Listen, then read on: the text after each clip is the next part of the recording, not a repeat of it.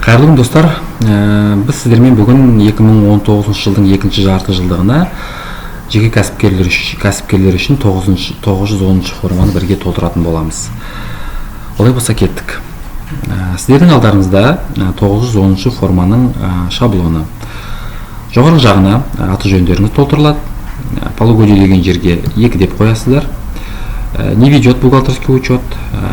Егер де сіз 2019 жылдың екінші жарты жылдығында құрылған болсаңыз, ИП, онда первоначальный болады бұл декларация сіз үшін. Ал егер де оның алдынан бері жұмыста келе жатқан жеке кәсіпкер болсаңыз, онда сіз үшін бұл очередная болады. Біздің жағдайымызда очередная. Ары қарай, мына трех компонентка деген жер толтырылмайды, өйткені 2019 жылдың екінші жартысында бұл жұмыс деген жоқ. Ары қарай толтырылатын жер мына резидент деген жерге нүкте қоясыздар. Сонымен біз жоғарғы жағын біттік, енді цифрларға қарай көшеміз. Доход деген жерге сіздер 2019 екінші жартысында қанша доход таптыңыздар, соны жазасыздар. Мен бұл жерге сіздерге түсінікті болу үшін шартты түрде цифрлар қоятын боламын. 5 миллион деп алайық. Енді ары қарай айтады, осы 5 миллионның қаншасын сіз қолма-қол ақшамен, ал қаншасын қолма-қолсыз ақшамен алдыңыз дейді. Айталық, біз айтамыз 3 миллион қолма-қол ақшасыз, 2 миллионын қолма-қол ақшамен. Яғни екеуін қосқан кезде 5 миллион шығады. Келесі толтыратын жеріңіз среднесписочная численность работников дейді. Яғни сізде жұмыс істейтін адамдардың саны, өзіңізді қосып алмағанда. Айталық 2 адам дейміз. Олардың қаншауы пенсионер, қаншауы инвалид. Егер де сіздің жағдайларыңызда болса, онда белгілейсіздер. Болмаса, онда бос қалдырасыздар. Біздің жағдайымызды жоқ деп белгілейік. Среднемесячная заработная плата на одного работника дейді. Яғни бір адамның, бір жұмыскердің жалақысы, орташа жалақысы. Айталық, біз 80 мың теңге деп белгілейміз. Шартты түрде. Келесі жыл бізде 150 мың теңге деп автоматты түрде толтырылып тұр. Ол қайдан шыққан дейтін болсаңыздар, ол бағанағы жоғарыда белгіленген доходтың 3%. 5 миллион 3%-ке көбейтсеңіздер 150 мың теңге шығады. Келесі жыл корректировка. Корректировка жасайсыздар, егер де сіздердің жұмыскерлеріңіздің жалақысы 23 айлық есептік көрсеткіштен жоғары болса, ол біздің жағдайда 58 мың 75 теңгеден жоғары болса. Біздің қазіргі мына примерімізде ол жоғары болып тұр, сондықтан біз корректировка жасаймыз. Корректировка 1,5% болып есептелінеді әр жұмыскер үшін. Яғни 150 мың теңгені көбейтемін 3%. Яғни бізде 2 жұмыскер ғой, бір жұмыскер үшін 1,5% болатын болса, онда 2 жұмыскер үшін 3%. Көбейтем 3%-ке, ол 4500 теңге болады. Бұл жерге 4500 теңге деп қоясыздар. Сіздердің жағдайларыңызда басқаша сумма болуы мүмкін.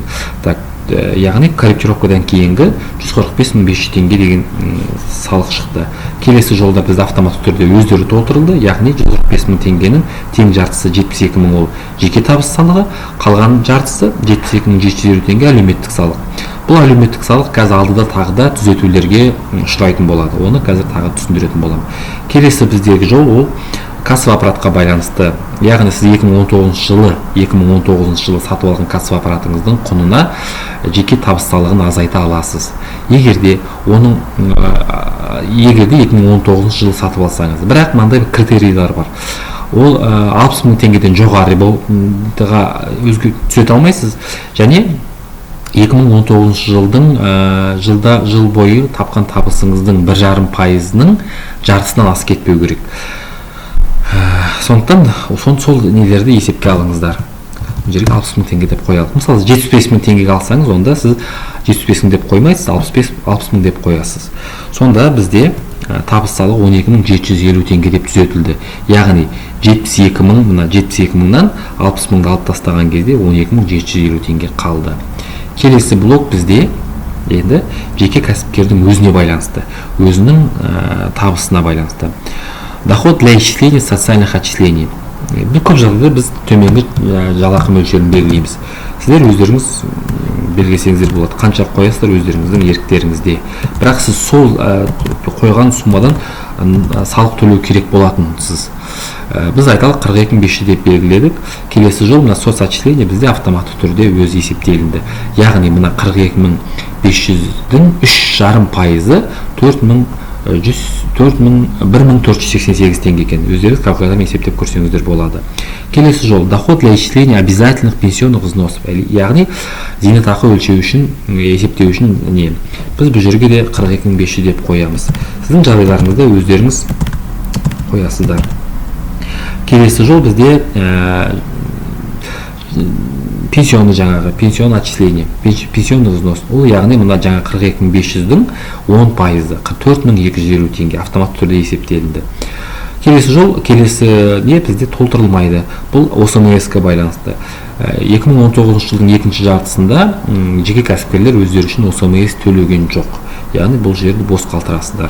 Енді келесі блок сіздердің өзіңіздің сотрудниктеріңіз бойынша, жұмыскерлеріңіз бойынша толтырылатын блок. Сумма индивидуального подоходного налога дейді. Яғни өзіңіз үшін емес, өзіңіздің жұмыскерлеріңіз үшін. Ол қалай есептелінеді? Бағанағы белгіленген жалақы бар ғой, 80.000 теңге дедік. Мысалы, сіздің жағдайыңызда басқаша болуы мүмкін. Минус 10%, яғни пенсионка, минус 42.500 төменгі жалақы. Содан қалған сумманың 10%-ын ғой есептейсіздер. Яғни бізде 29.950 болды, оның 10%-ы 2.950. Бұл жерге 2.950 теңге деп қоямыз. Яғни барлық айларға сол кетті. Енді келесі, егерде сізде шетел жұмыскерлер болса, мына төменгі не толтырылады. Бізде ондай жоқ. Арға кеттік. Келесі доходы физических лиц, которых исчисляют социальное отчисление. Яғни соцотчисление есептелінетін доход. Ол бізде жалпы доход 80.000 теңгеден алып тастайсыздар пенсионканы. Біздің жағдайда 80.000 минус 10% ол 72.000 болады. 72.000 деп қоямыз. Барлық жерге 72.000.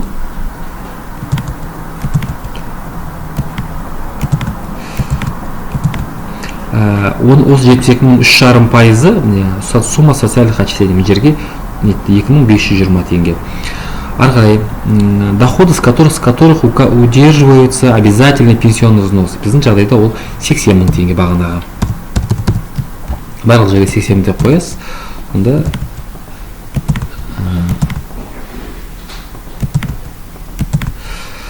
так, 8.000 теңге пенсион отчисление есептелінді.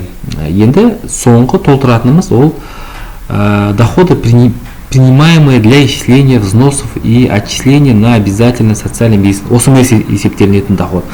Ол бізде бағанағы 80.000. ОСМС осы 80.000-нан 1,5%. Сумма взносов и отчисления на обязательный, яғни 80.000-нан 1,5%. 1200 теңге.